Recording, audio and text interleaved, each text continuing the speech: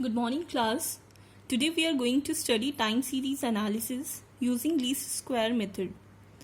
ये मेथड मैं इसलिए करवा रही हूँ क्योंकि ये एग्ज़ाम में रिपीट हो चुका है, बीबीए के एग्ज़ाम में रिपीट हो चुका है 2019 में. तो अब हम इसे सॉल्व करना सीखें कि हम कैसे इसे सॉल्व करते हैं. देखिए, फर्स्टली हमें देखना है कि जो ईयर्स हैं इसमें वो इवन है ना. तो जब हम लीस्ट स्क्वायर मेथड का यूज़ करके टाइम सीरीज एनालिसिस करते हैं तो हमें ईयर देखना पड़ता है कि ये ऑड है या इवन है. फर्स्टली यहाँ पर इवन है तो हम ये इवन केस लेकर चलते हैं जो कि आपकी एग्ज़ाम में आया था. ठीक है, आपको क्या फाइंड आउट करना है इसमें? Demand in year 2000, 2001 and 2002. ठीक है, अब हम इसे कैसे करेंगे? तो फर्स्टली हमें इसका, अब देखिए यहाँ पर जब भी हम लीस्ट स्क्वायर मेथड का यूज़ करते हैं तो हमारे पास एक डिपेंडेंट वेरिएबल होता है, एक इंडिपेंडेंट वेरिएबल होता है. शायद आप लोगों ने पढ़ा होगा रिग्रेशन एनालिसिस में.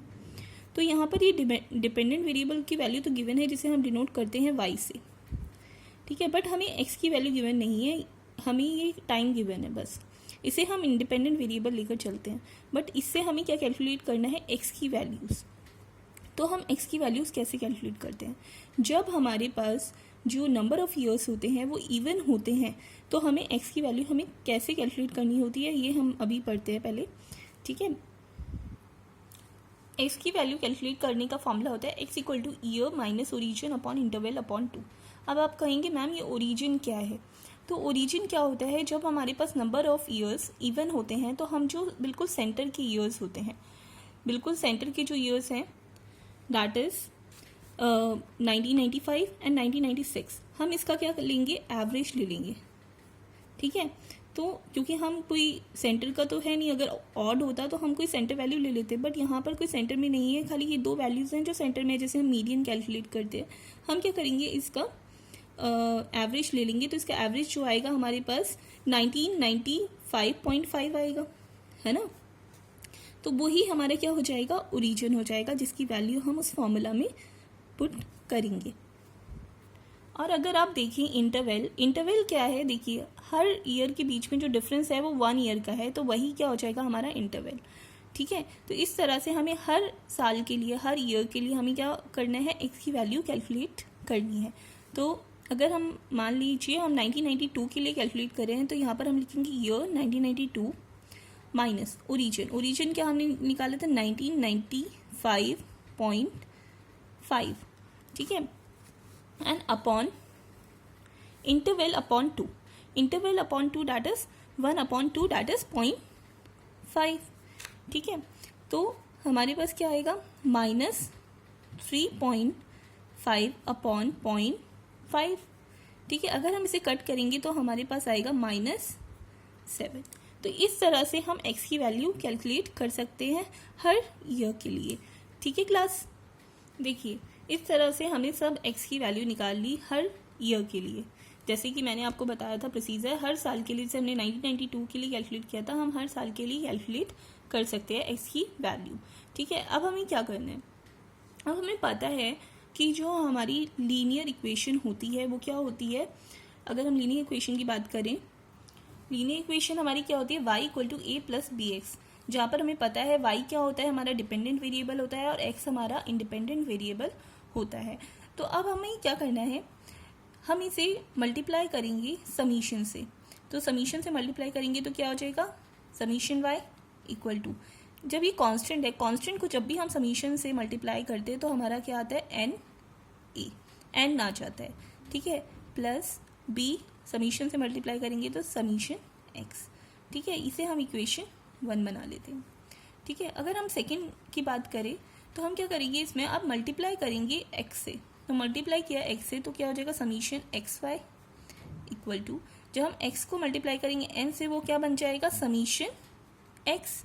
तो यहाँ क्या बन जाएगा? Summation x plus b summation x square. तो ये हो गया हमारे पास सेकंड इक्वेशन. अगर आप इन इक्वेशंस में देखिए तो हमें क्या क्या चाहिए? समीशन, एक तो समीशन y चाहिए, समीशन x चाहिए, एक समीशन xy चाहिए और समीशन x स्क्वायर चाहिए। तो हम इन सबको पहले कैलकुलेट कर लेते हैं, उसके बाद हम इसको पुट करके, इनकी वैल्यूज़ को यहाँ पुट करके ए और बी की वैल्यू फाइंड आउट कर लेंगे। ओके क्लास, देखिए यहाँ मैंने समीशन वाई निकाल लिया है। समीशन वाई हमारा आया एडिंग करके 3185, और अगर हम समीशन एक्स की वैल्यू निकालते हैं तो वो आती है 0। और हमें क्या चाहिए था, हमें चाहिए था समीशन एक्स वाई। तो हम कैसे कैलकुलेट करेंगे, फर्स्टली हमें एक्स वाई कैलकुलेट करना पड़ेगा। तो एक्स वाई कैलकुलेट कर लेते हैं, इन सबको मल्टीप्लाई कर लेते हैं, तो आ जाएगा हमारे पास माइनस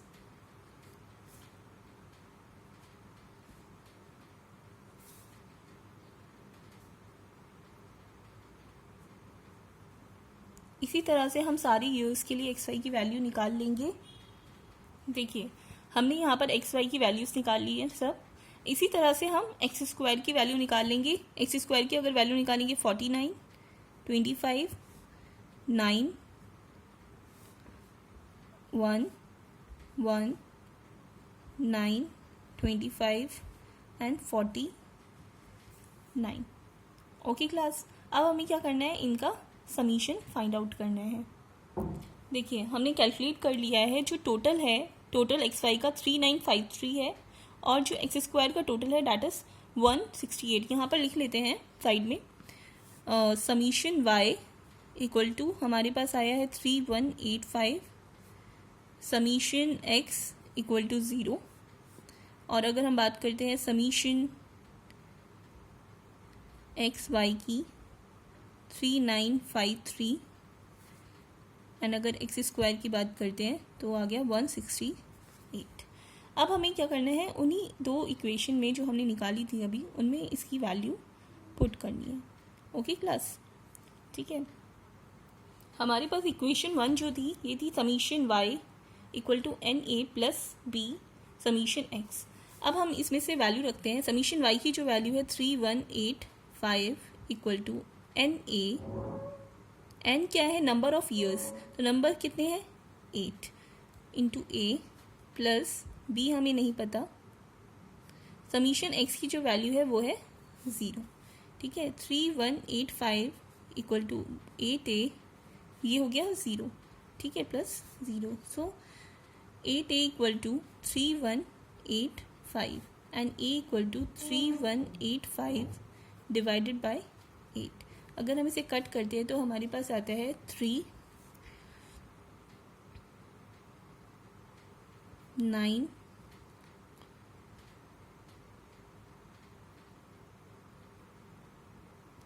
8.125। ओके, तो this is the value of a. ठीक है, अब हमें फाइंड आउट करना है बी की वैल्यू। हमारी दूसरी इक्वेशन थी ये, तो अब हम इसमें एक्स वाई की वैल्यू रख देते हैं। एक्स वाई की वैल्यू है 3953 इक्वल टू ए की वैल्यू हमने निकाल ली है 398.125 इंटू 0, क्योंकि समीशन एक्स की वैल्यू है 0, plus b summation x square की वैल्यू है 168। So 168 b equal to 3953, b equal to 3953 divided by 168। देखिए इस तरह से हमने इसकी भी वैल्यू निकाली है, बी की वैल्यू। अब हमें ए और बी की वैल्यू पता है, तो हम जो हमारी लीनियर इक्वेशन थी y equal to a plus b x, उसमें इसकी वैल्यू पुट कर देते हैं। y equal to 398.125 plus 23.52 x. ठीक है, अब इस इक्वेशन के थ्रू जो भी हमारे पास ये इक्वेशन आई है, इससे हम किसी भी ईयर की डिमांड की वैल्यू निकाल सकते हैं। अब आप कहेंगे कैसे मैम, हमें जो क्वेश्चन में पूछा है 2000 के लिए पूछा है, तो 2000 के लिए हम कैसे फाइंड आउट करेंगे। फर्स्टली 2000 के लिए हमें एक्स की वैल्यू चाहिए, तो हम कैसे फाइंड आउट करेंगे, वही formula x equal two year minus origin upon interval upon 2। तो ईयर हमारे पास क्या है 2000, ओरिजिन हमारे पास जो निकला था वो था 1995.5 अपॉन 0.5। तो इससे आता है 4.5 अपॉन 0.5, तो आता है हमारे पास 9। तो x की वैल्यू हो गई 9। So y equal to 398.125 plus 23.52 into 9।